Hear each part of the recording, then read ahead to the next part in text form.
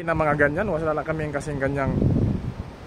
Buti hindi man ako mahilig sa babae rin masyado ba, hindi rin ako magagawa ng babae. Sabi tatay ko dati, ingat ka kung magloko ka ng babae. Siguraduhin mo na Asawahin mo na. walang ano yan, dahil mamaya nga. Baka may alam yan. Instead na umaba pang buhay mo. Mapaiksi pa. Kaya nga dito yung ulo ko nga dati, wala man tong kalbo, ngayon nagsilagas na eh. Wala yan, kalbo. Kalbo lang ba? Wala man kaming lahi. Bata pa ako eh. So, palang patayin. Pero bata pa ako eh. Pero mo, magkaganito ng ulo ko eh. Ang hirap pa yung tumba ka kagad. Oo, yun lang. Mapagtripan ka ng babae.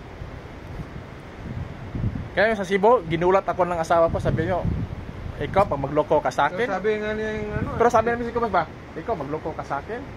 Madali, walang problema yan. Kaya doon ko na, nagising ako eh. May dala ako nga dyan na ano. Yung kung memorization ko sana, kaya ko nang mag-ano na onboard. Pero ayaw ko. Ano onboard? Nakikilabutan ako eh. Ano onboard? Di ko maintindihan. Ano onboard na? Ano ibig sabihin? Kaya ko pumatay onboard. Grabe naman yan, boss. Ibig sabihin, may dala kang manika.